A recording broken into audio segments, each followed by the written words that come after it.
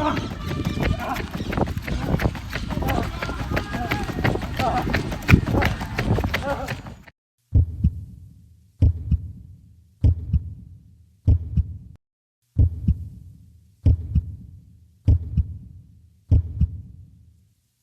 got back from Portsmouth, competed in a 400 metre race and a 1500 metre race, which are my first times doing those races, so it's a good experience.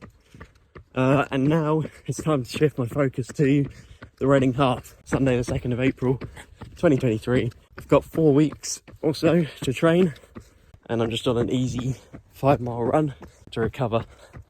So I've built my 4-week training plan today, just before I went out on this run.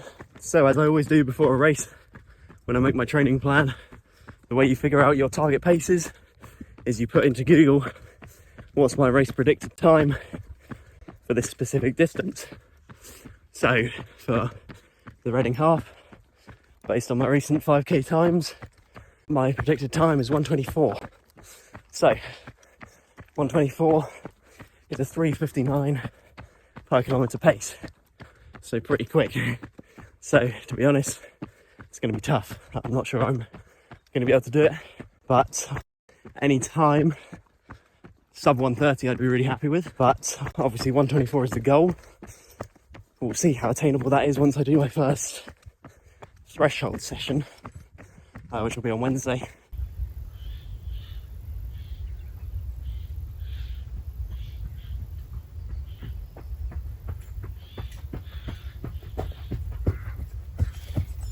Okay, easy 5 miles complete, 4:49 average kilometre pace including my warm-up. So Reading Half Marathon, it's in 4 weeks time today.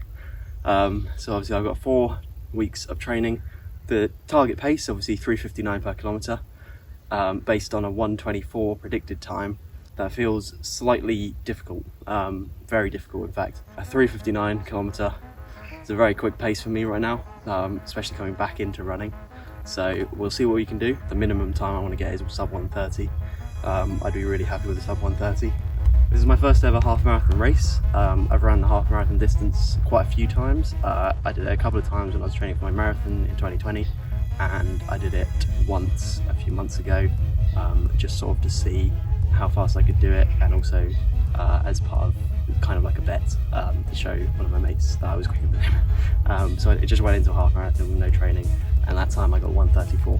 To get sub 1:30 after a bit of training is very doable. I'm very happy with that, because obviously it's a race, and I've heard that the Reading Half is not a perfect course. There's quite a few hills, but for me it's just going to be interesting to see how I can transition from track workouts straight into half marathon training. I think it's going to be a good transition. I don't see any reason why I can't get sub 1:30 in this half marathon, and I'm really looking forward to doing a race on closed roads, because I've never actually done a closed road race. I've done park runs and run through events, which are just in a park or somewhere in London, but the roads are never closed, and also I've never raced this kind of distance before. I've only ever raced a 5k, so it's going to be interesting to see how I deal with the longer distance, how I build on my training, how I increase my mileage steadily, how I avoid injury, whether there'll be any ups and downs along the way, which I'm sure there will be. And I'm really looking forward to putting my training to the test on the 2nd of April and just seeing what I can do. At the end of the day, there's no real pressure. I like to always put a bit of pressure on myself in these races. That usually helps me perform better. So the pressure is a sub 1:30. The top goal is a sub 1:24, which is a 3:59 per kilometre, but I'm really going to decide whether that's going to be possible after I've completed my last threshold workout, and based on that I'm going to decide whether or not I stick to that goal or whether I decrease the goal to a sub 1:30.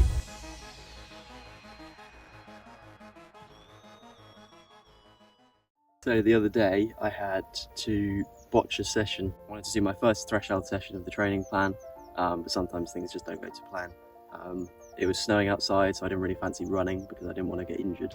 So I walked down to the gym, ready to do a workout on the curved treadmills that we have at the gym. I was planning on doing a 1 mile warm-up and then a 3 mile threshold run and a 1 mile cool down. But quickly into the warm-up I realised that my legs were just absolutely battered, and just too tired to do this workout. Over the past few weeks I've had quite a lot of races, which is probably the reason for this fatigue in my legs. The other weekend I had Bucks, which was 800 metres on the 200 metre track, which was a really tough workout and race. And then the weekend following that, I had a 400 metre race and a 1500 metre race on the same day at Portsmouth at a university championship cup. So my legs are clearly quite fatigued from that. So instead of doing this run, I decided to do a 9-mile bike ride, because they say that a bike ride is worth about 3 times a run. So my 3-mile threshold should have been a 9-mile bike ride. Obviously it's not perfect. It's very annoying actually, because I've only got 4 weeks to train. So this means I've lost out on one, crucial threshold run that would have been really important, but I just couldn't film myself doing it. I thought it was better to have one rubbish day where I have to go on the bike rather than sticking through it, that I maybe could have done. And then I could have maybe had the rest of my sessions this week could have been absolutely awful. So I took one day slightly easier today after my warm-up, decided it wasn't for me. And so after that, I'm going to then increase my runs for next week. And hopefully from there, I'll be able to maintain my pace and maintain the run, and I won't be as fatigued as I am right now. But yeah, my legs just need to recover. A lot of races recently, and the last thing I want to do before this big half marathon race is get injured.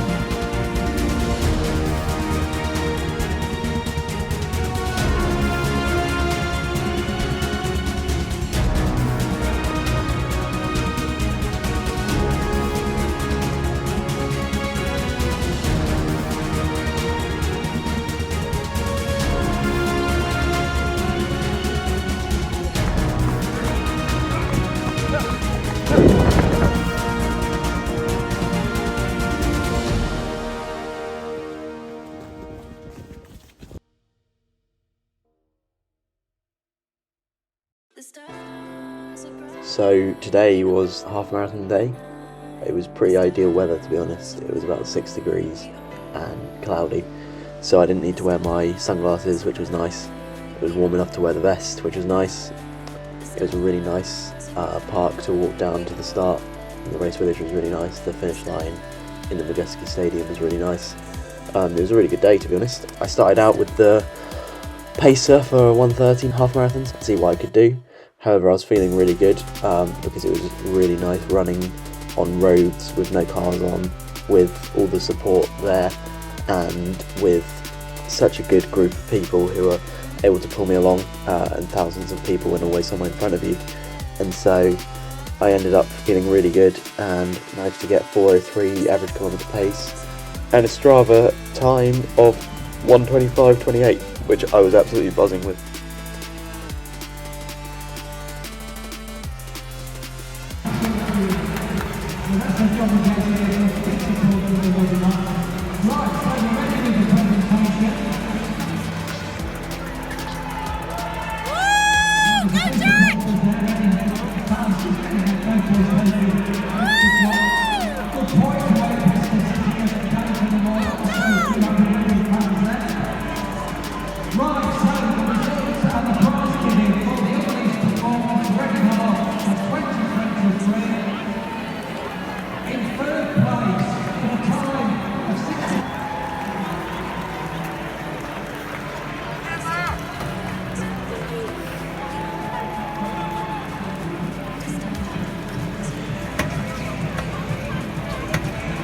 Against his director